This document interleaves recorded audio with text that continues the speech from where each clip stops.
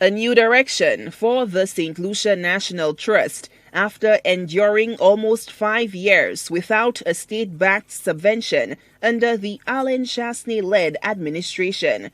Chasney, who was at odds with the trust over its opposition to some of his development projects, pulled the plug on the conservation organization in 2017, demanding that they become more business-oriented in their day-to-day operations. Now, the trust is hopeful after a new Prime Minister in Philip J. Pierre affirmed during his emancipation address to the nation that the subvention will be reinstated.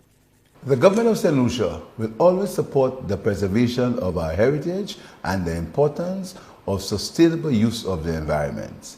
In this regard, the government of St. Lucia will immediately reinstate the government subvention to the St. Lucia National Trust. The financial hardship of the conservation group was made worse by the debilitating effects of the COVID-19 pandemic.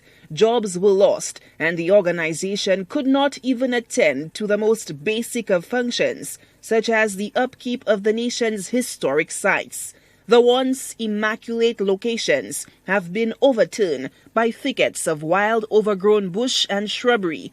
But landscaping is the least of the organization's worries. Director Bishnu Tulsi reveals that the trust is bordering on the brink of collapse.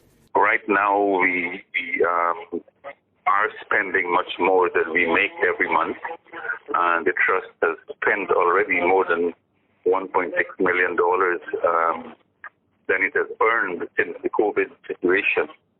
And this subvention will help us, at least it will put us in the black.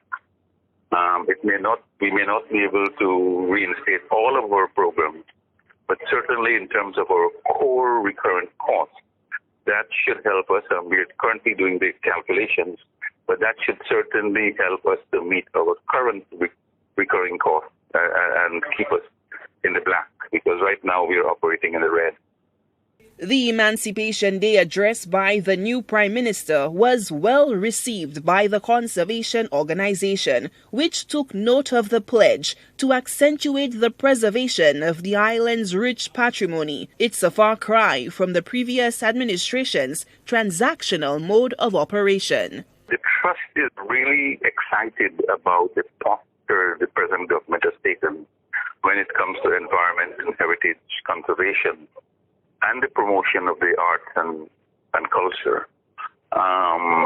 We will be offering, we are in the process of doing that, we will be offering to work with the government to achieve those goals, and we believe that it is going to be a good start to begin to win public support for heritage-related issues, and more importantly, to put in place the structures, the mechanisms, and the legal framework to ensure protection of these assets. Tulsi says the damage done by the previous UWP administration cannot be undone. However, the trust has become more resilient and hopes to bolster the legal framework to protect the organization from runaway capitalism that, by some accounts, does not appear to have a conscience. If we could put the right policies and legal framework in place, it should prevent future actions like this. It was a senseless act to demolish the prison. Up to now, the government has no plans to rebuild it, to rebuild anything on the site. In fact, the last government was talking about having the courts at the Dyer Mall instead of at the site that they cleared. So it's really confusing what the last government was thinking.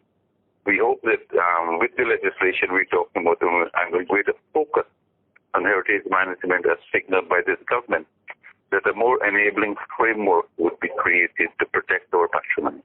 The incorporation of St. Lucian history in the school curriculum, touted by Pierre, was also given the thumbs up by Tulsi, who says the trust had been advocating for such changes over the past few years.